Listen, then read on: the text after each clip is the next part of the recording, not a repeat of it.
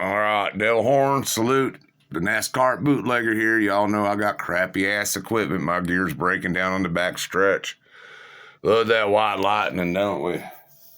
Right, horn salute, race fans. I am the NASCAR bootlegger. I make $0 bootlegging this shit, so I make no money. So whatever it is, Google tards. So I want to throw us back to 1969. I got some fucking cool ass Ford commercials here with snakes and shit, and it was a real race between Ford muscle and Mopar muscle. We don't quite got the wing cars yet, but we're getting there, okay? The 1969 is when they had that Daytona that come out, and then in 70, they had the Superbird. But before then, the Torino Talladega and the Mercury Cyclone were ruling the fucking speedways. And then Ford come out with a different motor. It was a 428, and NASCAR said, oh, hell, God, no. And that was supposed to compete with the 426. I mean, you guys can research this shit. Hell, it's time for a drink, smoke, and let's start with a car commercial. Meet the Cobra from Ford. Ain't that a sexy-ass fucking car, guys? It's the hot one for 1969. Oh, it's a pretty fucking car, isn't it? Cobra, Ford's new king of the road. With racing-style hood latches to hold down its 428 Cobra Jet V8. Cobra, born in the heat of competition at places like Riverside, Daytona, where when we win, you win. Cobra, high performance at the lowest price in Ford's Performance Corner. It's a lot sexier car than that fucking Mustang. New king underrated, man. Waiting for you at your Ford dealers now. Cobra. That's right. If you win on Sunday, you're going to sell a Ford on Monday. I know I used to sell Fords at one time. Oh, he ate the Roadrunner. It ate the bird. That's before when they made stuff.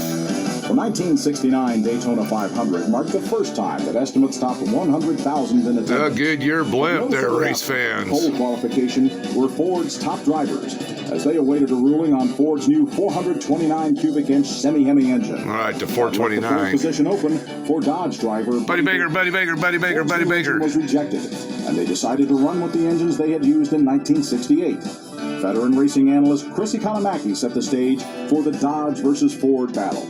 It's never before in the history of this race have the two companies been so close. It's an even Steven. No, there ain't no Chevrolets in this shit, no GMs. A bit of a problem. They were forced to use last year's engine at the last minute. They've gotten a lot of power and a lot of speed out of it, but they're not sure about the economy, and they don't know how far one of their cars will go on a tank full of gas until that first pit stop rolls around, and that really upsets their strategy. By race time, the strategy seemed clear. Teamwork would be the key. Underway, and immediately Buddy Baker gets a good job. Buddy Baker. Buddy Baker in car number 3 shoots into the lead. 5 on a car lead as they go into that first turn. Right, and there goes Buddy Baker in that 69 Charger, followed by Bobby Isaac, also in a 69 Charger. So it looked like the Dodgers are out front. Charlie Gosback in a 69 Charger is running third, so the Dodgers are 1, 2, and 3 right now. David Pearson is 4. Dale Yarborough. It's a good selling point for that Dodge Charger, isn't it? Without the wing. Motherfuckers could run, couldn't they? Struggling, even with new convert Richard Petty on board. Petty is making his first speedway start for Ford. The color and the number are the same, the blue number 43, and after more than a dozen years for Plymouth, Petty has moved over this year to Ford. Leroy Yarborough had finished second in 1968 after making an unnecessary pit stop while leading late in the race. This time, he was driving like a man on a mission. Incidentally, keep your eye on Leroy Yarborough, who started back in the 10th row, and right now we've got him back up there in 6th place. We miss you, Leroy. Familiar drivers dominated the first half of the race as Buddy Baker and Donnie Allison traded the lead. But there was also exciting action with new faces back in the pack. This is this battle for third. Leroy Yarborough, Richard Petty, and Bobby Unser. This is the first stock car race for Bobby Unser in over 11 years, he told me before the race. Look at that Ford run. Look at that motherfucking Ford run. Of course, Ford Lincoln Mercury. Indianapolis champion, and here he moves up on Richard Petty. Be glad to sell you a Torino this Monday. To 4th place, and is right behind One just like you see here at the racetrack. So there have been good battles, not only for first and second, but also to get position back in the pack. But today was not the day for Bobby Unser. This is Bobby Unser. Car number 13 has hit the wall. The caution flag is out again. I got to speed it up a little bit because I got time limits on my videos. We are bootleggers, though. We do it for free to entertain you. Leroy takes the lead from Donnie Allison on a nifty bit of driving. Look at that fucking Lincoln Ford Mercury run. Is right behind. Wave and bounce in too. Looks like he may take it. Yeah, this is when Ford built a quality product, man. Good motors, good train. I remember that shit from the 60s, but something happened in the 70s that started building garbage, especially them Cleveland motors. Every Cleveland motor I ever owned was a piece of garbage. A good look out of the Windsors. The first Daytona 500 11 years ago, or 10 years ago, 11 races. Critical point here. Leroy had a little problem there. We understand from the Junior Johnson pit that they're considering Junior Johnson. a different compound when he does come in for his last pit stop. Then on lap 181, Leroy made his crucial final pit stop. So it is a remarkable thing here is they're changing the inside rear wheel, not the outside, but where it's most usually found. That spoiler angle. Look at that Torino Cobra. Rear the car down, spread the wear, and they're putting a soft rubber tire, a soft compound tire, on the left rear. 0.5 of a second per lap. The question will be, will he have enough time to do it? With 4 laps to go, Glotzback still had a 2-second lead. Leroy was gaining on him, but there was still lapsed traffic to negotiate. Buddy Baker is right behind Glotzback, and that's the spot that he's positioned himself in. He's kind of running interference in reverse, so to speak.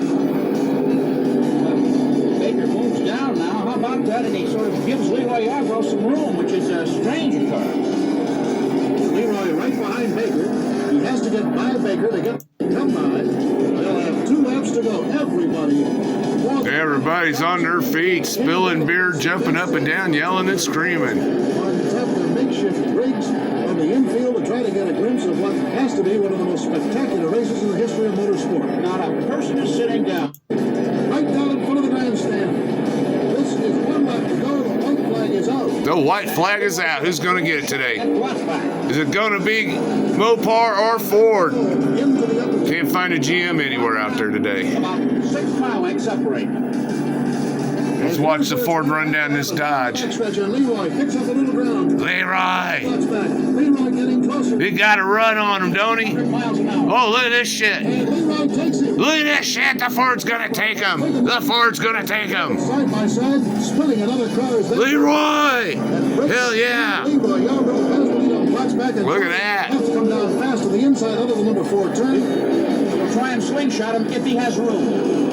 And there's no room there. They come by. Everybody standing and cheering. The checkered flag is out for Leroy Yarborough. Leroy Yarborough in a Ford. You know who's going to sell them cars Monday now, winning the Daytona After 500. the race, Leroy Yarborough summed up their winning strategy.